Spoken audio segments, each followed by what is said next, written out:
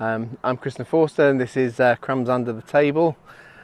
Short thoughts recorded almost daily while I'm out here walking my dogs. And as some of you will recognise, I'm now on the one bench that I pass when I kind of walk through the various fields that we work with here. But because I'm a little bit later this morning, and so there's nobody else around, so I figured, hey, I can get this one. So I'm just going to turn the camera around so we can take some shots of the dogs. One over there and one up close to me. Hi, Luna. Yeah.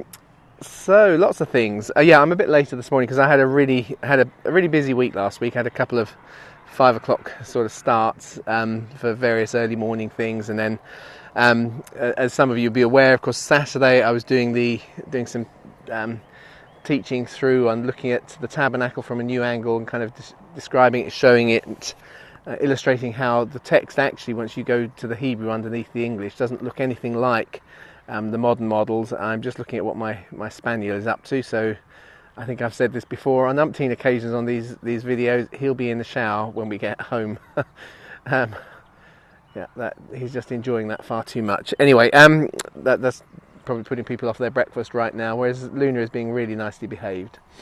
Aren't you, Luna? Are you being you being a good girl? Yeah, you are, aren't you? You're watching Bad Banjo. What was I just saying? Yes, that's right. Yes, so we were looking at how actually you can see a circular tabernacle when you look at the Hebrew words.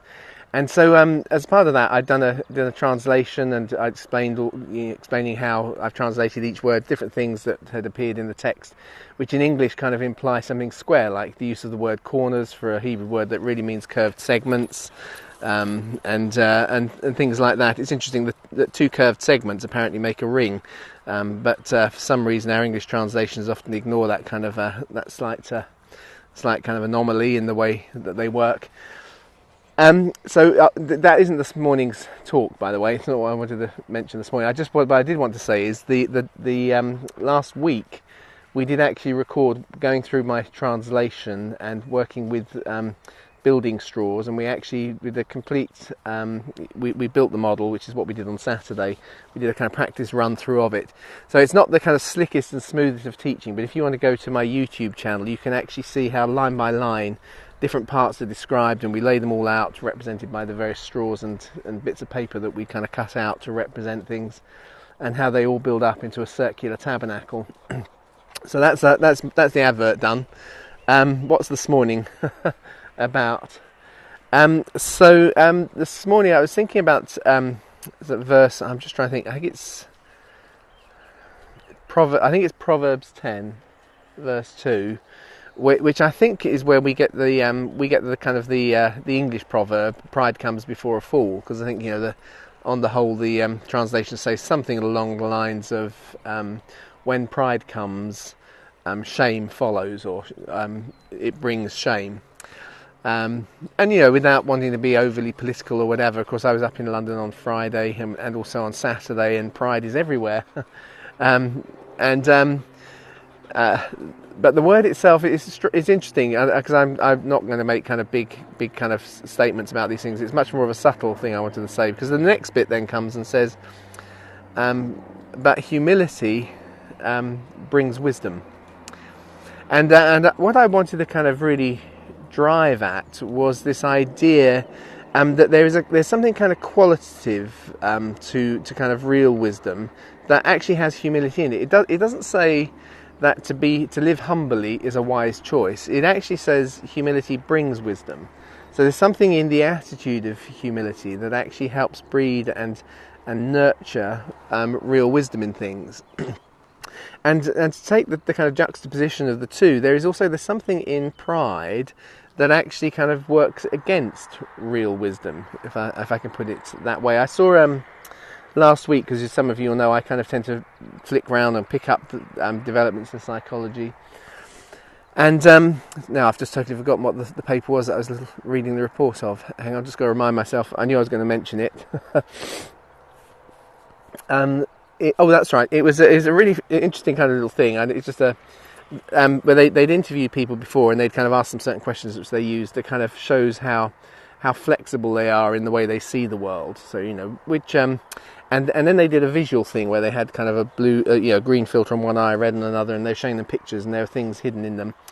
And so each eye is seeing something different. And what was really kind of interesting, and they're just kind of reporting back on it, was that those who were more certain about the world would only really see an image that was only shaped by the image that was coming from one eye. They didn't see it from two eyes. It's just kind of an interesting little thing. So, in other words, there's a kind of an idea in which, as we become, if you like, more arrogantly confident, we actually see less. Our perspective is narrowing. We're getting it from one eye. That's the kind of consequence of it. So those who come in who are more certain are actually, part of their certainty is because they're only looking through from one perspective.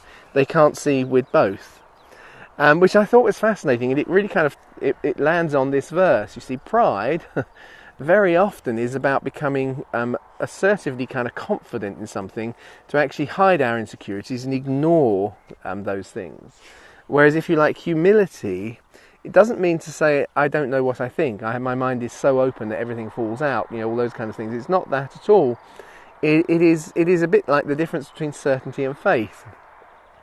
It lives, if you like, with a knowledge of the limits of my perspective, and therefore I need to kind of keep a wider perspective as possible without abandoning the kind of the security that actually holding on to something as true really gives me.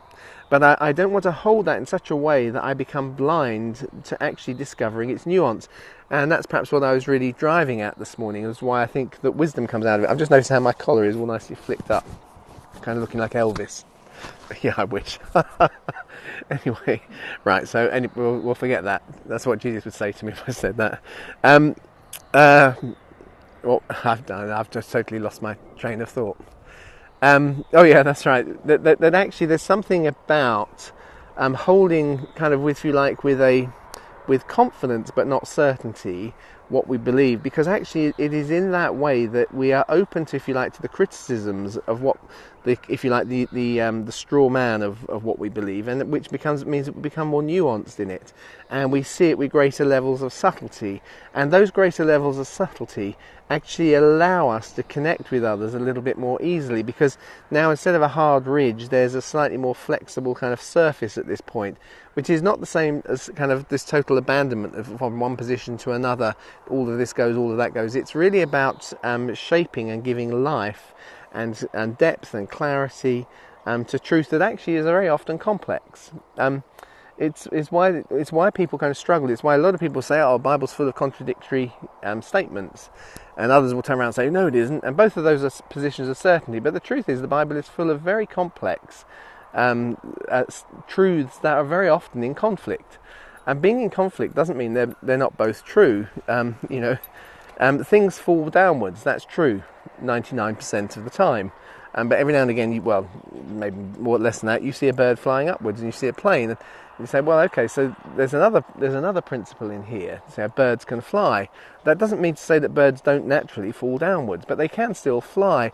You see what I'm saying is you don't have to abandon the fundamental, but actually that we find the nuance that actually tells us something deeper about what it is that we hold on to. And so it's one of the things I regularly, I say to almost everybody that I work with in a kind of coaching way, is it's not about becoming insecure in what we believe or kind of so open-minded everything falls out, as I said.